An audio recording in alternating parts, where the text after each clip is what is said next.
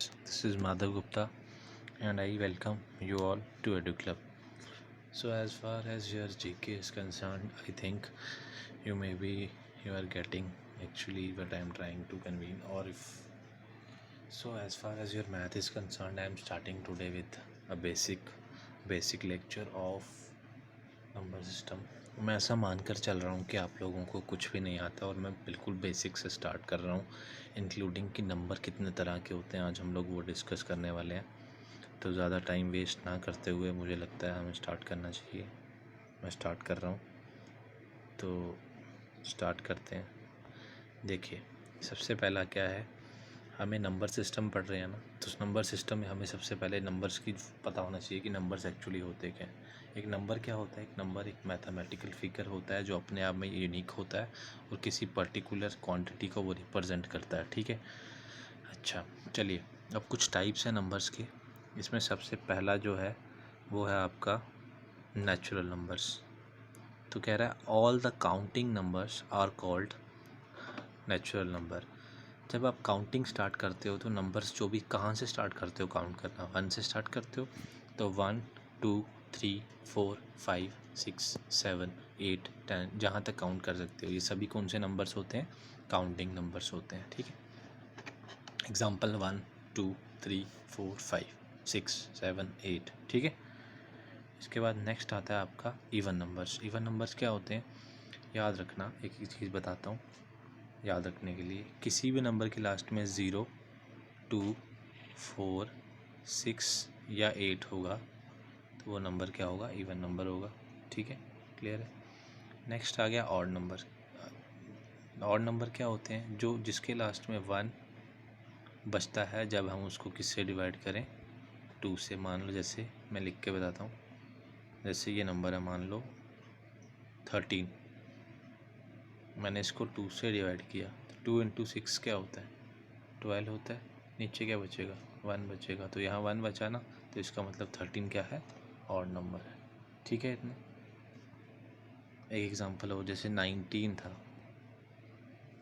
19 आप इसको 2 से डिवाइड कर रहे हो, 2 इंटू 9 18, एक 1 बचा, तो ये 1 क्या है आपका? ये 1 आपका क्या है? बच गया, इसलिए ये 19 क्या हो गया आपका? ऑड हो गया। नेक्स्ट आ गया आपके प्राइम नंबर। प्राइम नंबर्स वो नंबर होते हैं जो सिर्फ अपने और 2 के टेबल में आते हैं, सॉरी, अपने और 1 के टेबल में आते हैं। ठीक है, जैसे मैं बात करता हूँ, ये देखो 2 है ना, 2 किस किस के टेबल में आता है? एक तो 2 1 ज़ा 2 होता है और एक 1 इंटू 2 ज़ा 2 होता है। तो ये एक तो अपने टेबल में आया और एक 1 के टेबल में आया। तो ऐसे नंबर जो आपको अपने टेबल में आते हों और 1 के टेबल में आते हों, उनको हम प्राइम नंबर्स बोलेंगे। ठीक है, को प्राइम नंबर्स।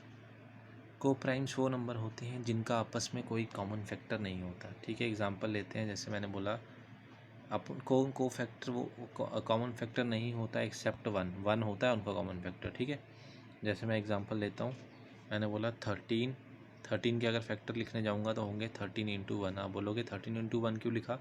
क्योंकि सर 13 एक प्राइम नंबर है और प्राइम नंबर सिर्फ 1 के टेबल में और अपने टेबल में आते हैं, तो मैंने लिख दिया। उसी तरह से एक और प्राइम नंबर ले रहा हूँ 17, तो 17 इंटू 1 हो जाएगा ये। अब अगर आप ध्यान से देख रहे हो तो कॉमन, इन दोनों में क्या कॉमन दिख रहा है आपको? सिर्फ 1 कॉमन दिख रहा है ना। ऐसे नंबर जिनमें सिर्फ 1 एज ए कॉमन फैक्टर होता है उनको हम बोलते हैं को प्राइम नंबर्स।